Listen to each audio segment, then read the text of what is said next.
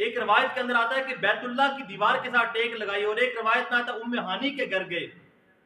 اب جہاں وہاں پر گئے تو وہاں پر جب انسان تھکا ہوتا ہے تو اسے اونگ آ جاتی ہے، نیند آ جاتی ہے، وہیں پر آرام فرمانے لگے. اسی اسنا میں اللہ نے حضرت جبریل امین کو بھیجا، اور جبریل امین، بخاری شریف کی حدیث ہے کہ 600 پر ہیں جبریل امین کے، اگر وہ 2 پر کھولیں تو پوری کائنات اس کے اندر آ جائے. جبریل امین آئے اور اللہ کے نبی کے پاس آ کر آپ کے پاؤں دبانے لگے اپنے نورانی پیروں سے.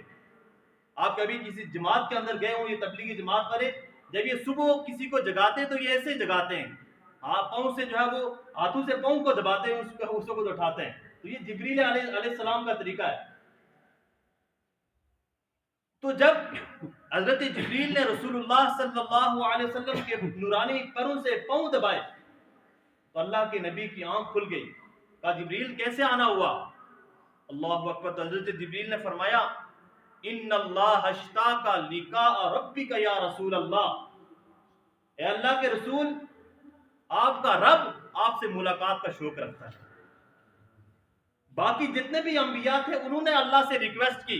حضرت موسیٰ نے کہا ربی ارینی، اے اللہ میں تجھے دیکھنا چاہتا ہوں، میں تیرا دیدار کرنا چاہتا ہوں. اللہ نے فرمایا لن ترانی، تو مجھے نہیں دیکھ سکتا.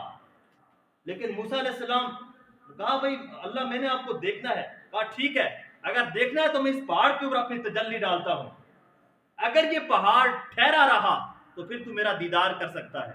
فلما تجلی ربہ للجبل جعلہ دکا، جب میرے رب نے اس پہاڑ کے اوپر اپنی تجلی ڈالی وہ پہاڑ ریزہ ریزہ ہو گیا.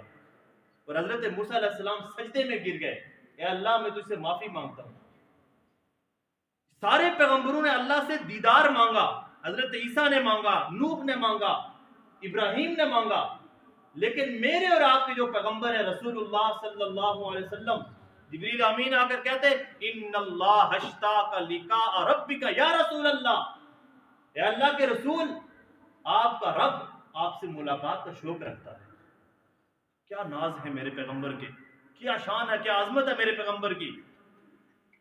اب یہاں سے جب تکالیف حد کو بڑھ گئی، جب مصائب حد تک بڑھ گئے، جب مصیبتیں حد درجے زیادہ ہو گئیں، تو اس وقت اللہ رب العزت نے اپنے پیارے حبیب کو اپنے پاس بلایا اور اسی وجہ سے واقعہ معراج پیش آیا. اب جب اوپر لے جانے کا سلسلہ آیا، 2 فرشتے آئے اور آ کر اللہ کے نبی کے سینے کو چاک کیا.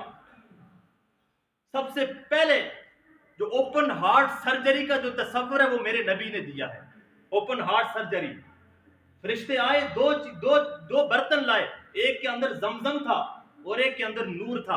اللہ کے نبی کے دل کو نکالا اور زمزم سے پورے دل کو دھویا اور اس کے اندر پورا کا پورا نور بھرا، اور پھر وہ دل دوبارہ یہاں پر رکھا، خود بخود وہ رگیں جڑنے لگی، ایک قطرہ بھی خون کا نیچے نہیں گرا. سب سے پہلے تصور میرے نبی نے دیا اوپن ہارٹ سرجری کا. اوپر لے کر جانے کا نظام چل رہا ہے، اللہ اپنے حبیب کو اپنے پاس بلا رہے ہیں. اور پھر براق سواری کا انتظام کیا گیا. براق کہا جاتا ہے تیز رفتار سواری کو، تیز رفتار سواری کو. اور جب براق کے اوپر اللہ کے نبی بیٹھے تو وہ بدکنے لگا، تو جبریل امین نے کہا براق ٹھہر جا، آج تک اس جیسا عظیم سوار تجھ پر کبھی سوار نہیں ہوا. اللہ کے نبی براق پر سوار ہوتے ہیں اور پھر وہ براق تیز اتنا ہے کہ جہاں پر اللہ کے نبی کی نظر پڑتی ہے وہاں پر براق کے قدم پڑتے ہیں. یہ تیز رفتار سواری کا تصور بھی میرے نبی نے دیا کہ 600 کلومیٹر ٹرین فی گھنٹہ کے حساب سے چلانا یہ میرے نبی کا طریقہ ہے. یہ تو اصل مسلمانوں کا طریقہ تھا، لیکن آج کا مسلمان اس نے ریسرچ چھوڑ دی، اس نے سارے کے سارے جو ہے وہ اصول چھوڑ دیے، وہ جو ہے وہ اس چیز سے دور ہو گیا. وہ تو جو ہے وہ بددیانت کے اندر لگ گیا، خیانت کے اندر لگ گیا، وہ بکنا شروع ہو گیا، وہ دبنا شروع ہو گیا. اس وجہ سے غیر اس کے اوپر غالب آ گئے. اب اللہ کے نبی براق سواری کے اوپر بیٹھے. سب سے پہلے جو براق سواری گئی ہجرت، جہاں سے اللہ کے نبی نے ہجرت کا سفر شروع کیا تھا، وہاں پر اللہ کے نبی ٹھہرے اور وہاں پر 2 رکعت نفل ادا کی. پھر براق سواری آگے گئی، حضرت ابراہیم علیہ السلام کی جائے پیدائش وہاں پر براق سواری ٹھہری، اللہ کے نبی نے 2 نفل وہاں پر ادا کیے، اور اس کے بعد مسجد اقصی فلسطین لے گئے، وہاں پر اللہ کے نبی نے خوشبو محسوس کی، تو جبریل امین سے پوچھا کہ یہ خوشبو کہاں سے آ رہی ہے؟ کہا یہ جو فرعون کی جو بیٹی تھی اس کی ایک باندی تھی، اس کی ایک باندی نوکرانی تھی، ہیئر ڈریسر تھی، ان کے بالوں کو کنگا کرتی تھی اس کی بیٹی کو، تو ایک مرتبہ وہ کنگھی اس کے ہاتھ سے نیچے گر گئی تو اس نے بسم اللہ کہا، تو فرعون کی بیٹی نے کہا کیا تو میرے باپ کو خدا نہیں مانتی؟ کہا نہیں، میں تو اس رب کو مانتا ہوں، ربی و ربک اللہ، ارے جو میرا بھی رب ہے، جو تیرا بھی رب ہے، وہ اللہ ہے، میں اس کو مانتی ہوں۔ تو کہا فرعون کو بتا دوں گی، کہا ٹھیک ہے بتا دو۔ فرعون کو بتایا، اور اس کی جو باندی تھی اس کی 2 چھوٹی چھوٹی بچیاں، ان کے سامنے، ماں کے سامنے دونوں بچیوں کو گرم تیل کے اندر ڈال دیے، پکوڑا بن گئی بالکل، اور کہا اگر تو باز نہ آئی تو تیرا حال بھی یہ ہوگا۔ کہا ٹھیک ہے میرا حال بھی یہ کر دو، لیکن تجھ سے گزارش ہے کہ جب ہمیں دفنانا ہو تو ہمیں ایک ساتھ دفنانا، ہماری ہڈیوں کو ایک ساتھ دفنانا۔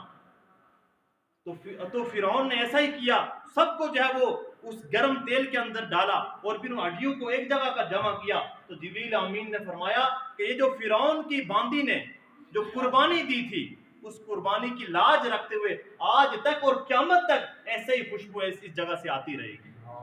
یہ اللہ کی قدردانی ہے، ان اللہ شاکر علیم۔ ارے کوئی قربانی دے کر تو دیکھے اس کے لیے، وہ ذات قدردان ذات ہے، وہ قربانی مانگتی ضرور ہے لیکن قربانی لیتی نہیں ہے، یہ اس کی شان ہے، وہ دے کر بھی آزماتی ہے، لے کر بھی آزماتی ہے، وہ چھین کر بھی آزماتی ہے، اور جو ہے وہ کروڑوں کا مالک بنا کر بھی آزماتی ہے، اس کے اپنے نرالے انداز ہے، اپنی شان ہے۔